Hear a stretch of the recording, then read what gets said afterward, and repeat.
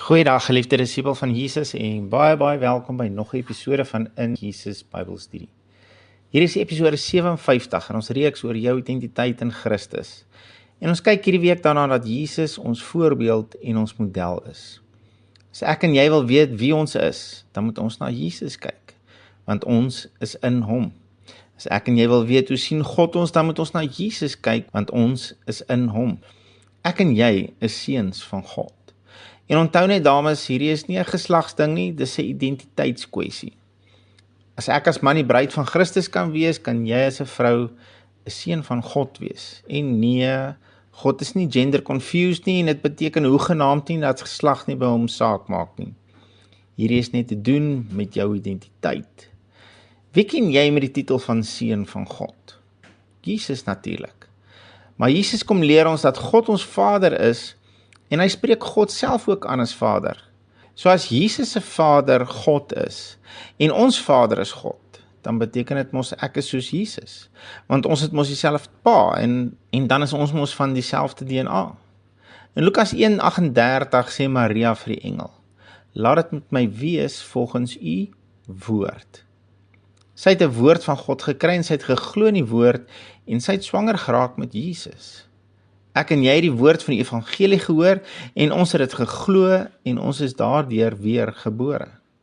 Ons het ons ou sondige natuur verloor, en ons is nou 'n nuwe spesies, naamlik seun van God.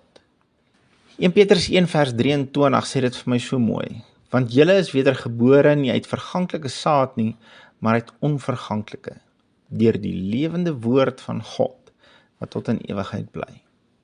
Ons is wedergebore uit die onverganklike saad van die woord.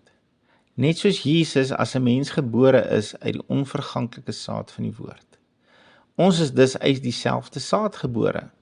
Daarom dra ons dieselfde DNA. Daarom kan Johannes in 1 Johannes 4:17 sê, want soos hy is, en hy praat hier van Jesus, want soos Jesus is ons ook in hierdie wêreld. Want ons is van dieselfde saad af, want ons het dieselfde pa, en ons is nou soos Jesus. Ek en jy het letterlik vir God as ons pa, want ons is uit sy saad gebore. Om hom Abba Vader te noem is nie net 'n nice Nuwe Testamentiese aanspreekvorm nie. Ons noem hom Vader, want hy is ons Vader, letterlik, want ons is van sy saad. En as hy ons letterlike Vader is ons letterlik soos Jesus. En nee, ons vat nie Jesus se plek nie, hy is die eerstgeborene van ons almal, so hy was eerste. En hy is die vleklose lam wat vir ons geslag is. En die Nuwe Testament is met sy bloed ingewy, nie myne nie. So nee, ek dink nie ek is Jesus nie.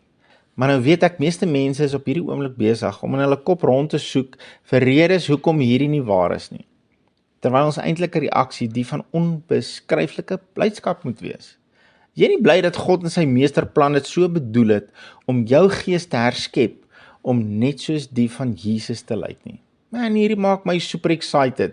Dis vir hierdie presiese rede hoekom ek ja gesê het vir Jesus om op my ouderdom op te hou met wat vir my bekend was en 'n kerk te begin wat vir my heeltemal onbekend is, om voltyds vir hom in die bediening te wees, sodat ek hierdie onbeskryflike goeie nuus vir mense kan bring.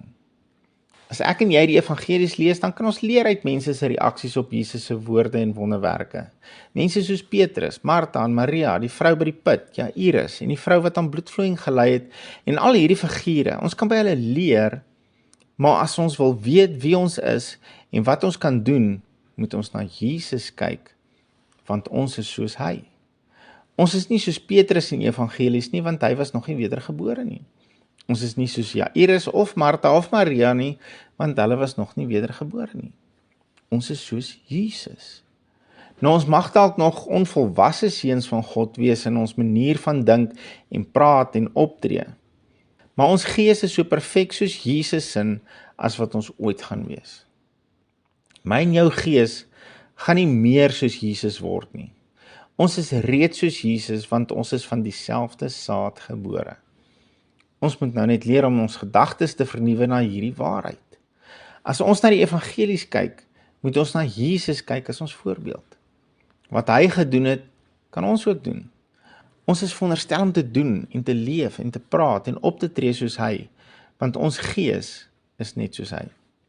En dit terloops is alles uit genade. Daar's niks om oor te spog nie, dis alles geskenk uit genade, maar dit is reeds tot ons beskikking. Dis reeds wie ons is, maar ons kry toegang daartoe deur geloof. As jy in die evangelie sien dat Jesus 'n blinde laat sien, kan jy 'n blinde laat sien. As jy in die evangelie sien dat Jesus 'n storm stil maak, dan kan jy 'n storm stil maak. As Jesus dit kon doen, kan ek en jy dit doen. Jesus het net 0 ongeloof gehad. Hy het alles geglo wat die Vader vir hom gesê het wie hy is en wat hy kon doen, sonder om daaroor te stry en sonder om verskonings te soek hoekom hy dit nie kan doen nie. Ek en jy het die geregtigheid van Jesus. Ons het die heiligheid van Jesus. Ons het dieselfde Vader as Jesus en ons beskik oor dieselfde krag as Jesus. En as ons hierdie woord van God sou glo, sonder enige ongeloof of verskonings, sal ons nou in hierdie wêreld kan leef soos Jesus. Here, u woord is so ryk en u is so amazing om ons gees te kom vat. Om ons ou mens het u uitgeruk en vir ons 'n nuwe gees gegee. En nie net is ons gees nuut nie, ons gees lyk nou soos Jesus. Ons kan na Jesus kyk as ons voorbeeld. Here, wat 'n waarheid, wat 'n enorme waarheid om in te neem. Sal u vandag kom en net hierdie waarheid in mense se gees wakker maak? Sal u dit vir hulle kom 'n openbaring maak, sodat ons hierin kan leef en 'n stikkende wêreld verander, wat smag na volwasse seuns van God. In Jesus naam, amen.